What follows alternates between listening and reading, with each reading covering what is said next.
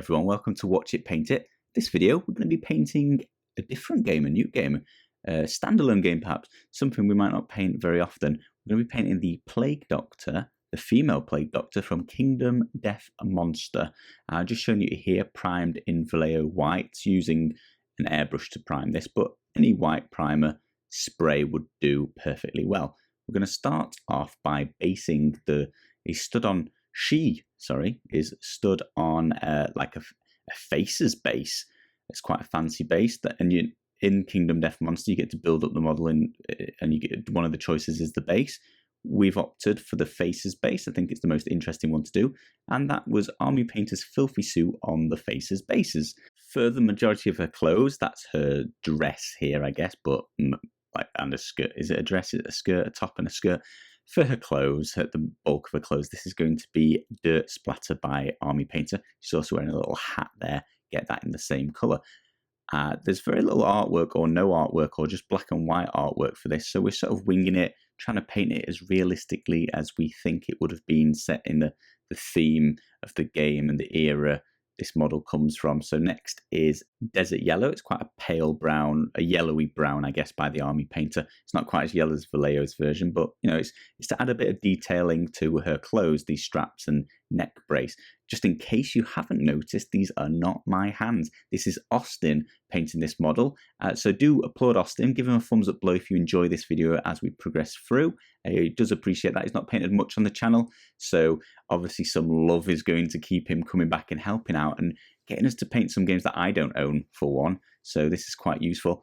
But having said that, we don't own this game either. So next will be Weapon Bronze. That's by the Army Painter. And this is to paint some of the bronze of this model, which are these faces. She's got a face on each hip, and then she's also got a big bronze knife, axe, butcher's blade. Let's go with like butcher's blade. So paint the blade of that. Again, as I mentioned, we're not working from any artwork here. We're just trying to make it interesting but realistic. So quite brown, quite, you know, medieval-esque sort of structured painting here. Lots of browns and dull colours, but trying to make it interesting and showing you how you can use a lot of different browns to still make brown look quite good. If you mix it up and progress through choosing slightly different coloured, different shades of browns, you'll be able to achieve still an interesting, detailed-looking model by the end. Which is quite lucky for Austin. He owns a lot more different shades of browns than I do, so he can achieve something as good as this, and it's nice to see at the end that it really does work.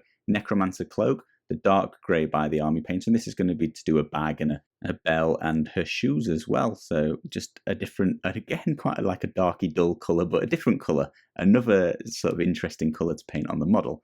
As I mentioned, we don't actually own this game, nor Benson, myself, or Austin have a copy of KDM.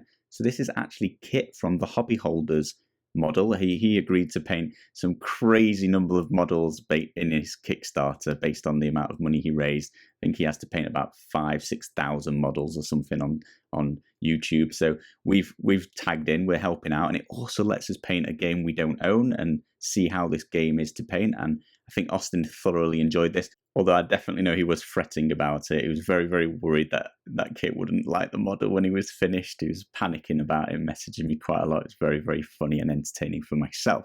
Next colour is going to be Greedy Gold. I think it's the lighter gold by the Army Painter. It's a gold. Any gold's going to do, and that's going to be for the belt buckle here. And there's the rims, the eye goggle rim. There's a bit around there to paint. And that butcher's knife, butcher's cleaver, the handle in that, just to give it some difference to the blade part. I think myself, I'd paint that another brown. I'd go for the darkest brown and make that sort of wooden look. And I think that'd be interesting and realistic. But I can see why Austin's gone for gold. You know, add a load of metallics to the brown and you're going to get a nice result in the end. It's going to look really interesting.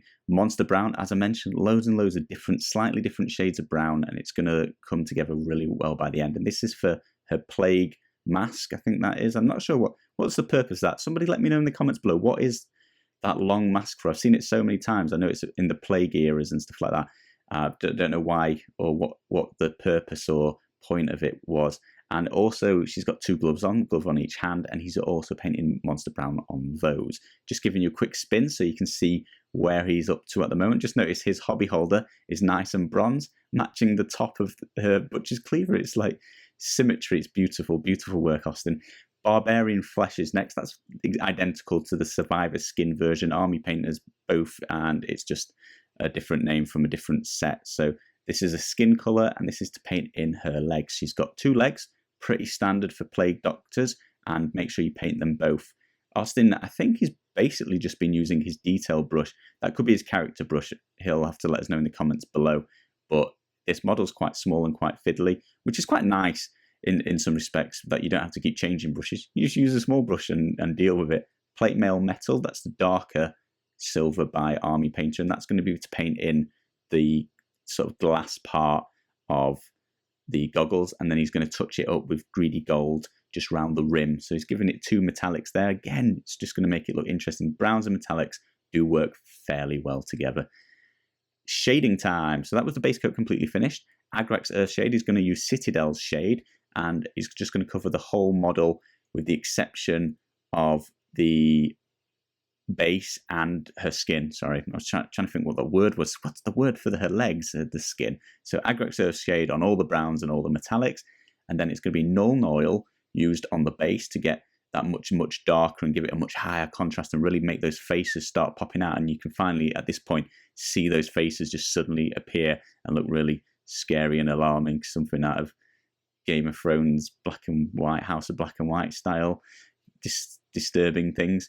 And then for the skin, it will be a different wash. That's going to be all 3 of these washes are Citadel's, and the skin wash will be the Reikland Fleshshade.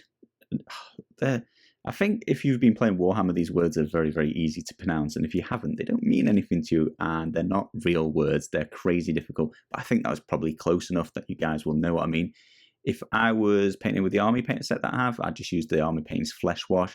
I'm sure Vallejo have a Flesh Wash. Just use a Flesh Wash. It's going to make highlighting very, very easy. It's just going to make the difference, the blending, just a lot more natural and a lot easier for you guys.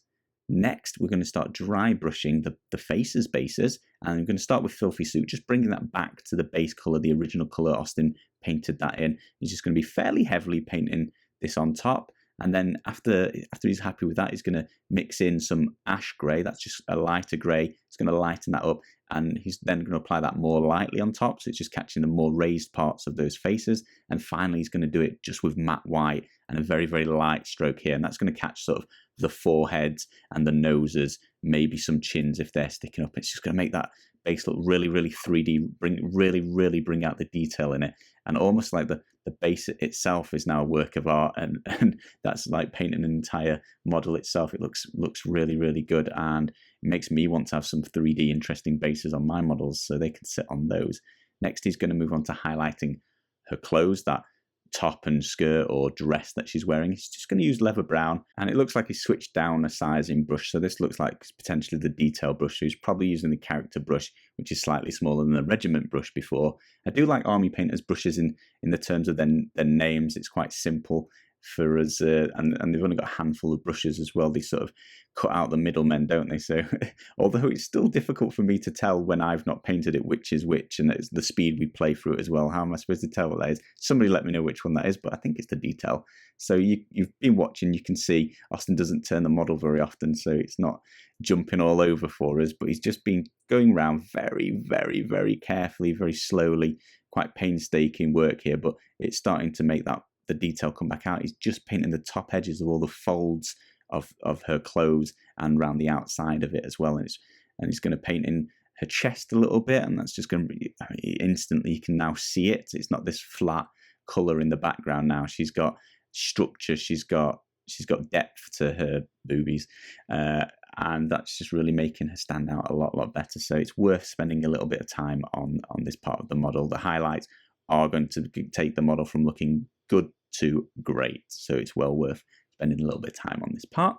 I do take a minute. I've been enjoying this video, just watching this through, doing the audio, doing some of the editing. Also, Austin edited 90% of this video himself, so massive applaud to Austin for that. And if you are enjoying this video, do not forget to give him a thumbs up below. I think that's very important for guest painters on the channel to have some appreciation. I'm definitely going to give him a thumbs up. I think this looks great already, and we're not even at the end. Spoiler alert, in the next few minutes it's going to get even better, by the way, so stay tuned. Next, he's moving on to the Greey Gold again, and he's just going to make sure the buckle's painted back in, and there's a buckle on her bag as well on the side, and then she's got the rim around her goggles, which I mentioned before, and it's just making sure that they're undulled down by the shade that we put on previously, and just want to bring out the colour in those again. And then while he's at the goggles, we're going to move on to the next colour, which is Shining Silver. That's the lightest silver by Army Painter, and that's just to put in a little bit of shine on that glass-looking mask that she's wearing above that beak she has. Somebody explain it in the comments below. And then that's that done. So on to the Butcher's Cleaver again, which is weapon bronze, the same as we did the base coat. I'm just going to put in some highlights. So that's along the edge of the blade, and Austin's also just painting some realistic sort of lines of light that would, you can see that glistening already. It's really catching the light. Sort of, that's quite good with metallics, isn't it? That they sort of highlight themselves in the right light or just in light. They sparkle all by themselves. It's very, very realistic. But you do want to just go through and catch all the raised parts of those masks as well. So there's just like painting a normal face, really. So it's got the hairline on that one, which is the same color, and then the brow, the nose, the jaw, cheekbones, things like that.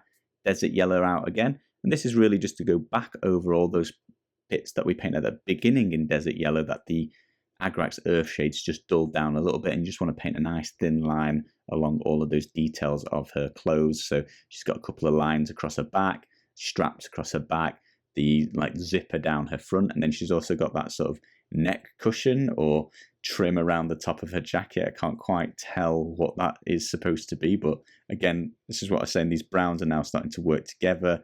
Slight different shades, but they're really popping out the detail, and it's going to make her look great on the table, and really, I think, really realistic to the era she's supposedly from. Which does lead us on to the next colour highlight, which is back to Monster Brown, another brown with all the browns this model, and that's to highlight back in her beak and those gloves. So on the beak, you really want to go for some edge highlighting straight down the middle, down each side, just make that look like the light would be hitting it on all the edges.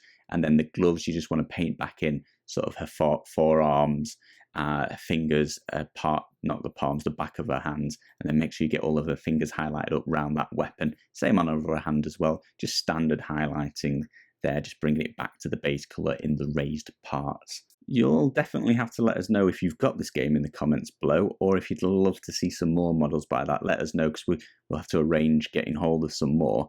But I really wanted to back this game when it was on Kickstarter. I just felt like it was too big, and I would never, ever, ever be able to fit in enough time to play it as much as it needs to be played, really. What do you guys think?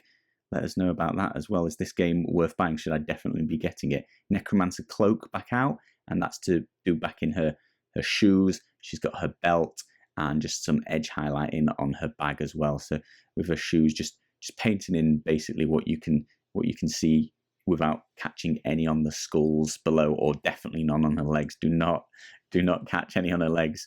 You'll have a bad time. Immediately wash that off if you do. It's going to really darken them down. After that, Austin's going to try and use as many greys as he has done browns in this video. So he's going to use uniform grey. Army Painter is using Army Painters for all of this, except the washers, Citadels. He's gone wild with the washers. But this is just some edge highlighting on her sort of handbag, and edge highlighting along the top edge of her belt, and a little bit on the bottom edge as well. Just make the edges, just edge highlighting. Edge highlight the bag and the belt, and you're going to make it look very, very realistic, and just make that belt pop out a little bit, and just make it look like it's catching the light. It's going to look good very easily. Last colour to highlight up, and that's going to be her skin. And he's going to use Barbarian Flesh, just the same as he did in the base coat. He's just going to very, very carefully, this will be heavily watered down, building up layers, and he'll probably do a couple off camera just to make it look as good as he can. But he's just going to catch all the bits of leg that would be catching the light. So all down her thigh, definitely her kneecap. Skip below her kneecap a little bit where it would be casting a little bit of a shadow, and then paint some of her shin in, and then do pretty much the same on the back. Catch her calf muscle and her thigh, and you can have great looking legs very, very easily. It's going to paint the rim of the base just in dead black, just to make those skulls pop out, bring your attention to the skulls instead of the mess that is the side of the base. And then one final thing, as I mentioned, we painted this from kit for the hobby holder. We had to brand it, put our little XD on the bottom of the model so he won't forget who did this. And that is the Plague Doctor, female. Does that mean there's a male version as well? I don't know. Let me know that in the comments. Do we need a male version? I don't think so. Paint him the same, right? Anyway, that's completely finished. I don't know how long that took Austin, unfortunately, because he didn't tell me. But not to worry. I'm sure he'll let us know in the comments. Do give him an applaud. Do drop him a comment. Give him a thumbs up. Let him know we appreciate it. I definitely think he's done a fantastic job, and I hope Kit is well chuffed with that model. Thank you all very much for watching.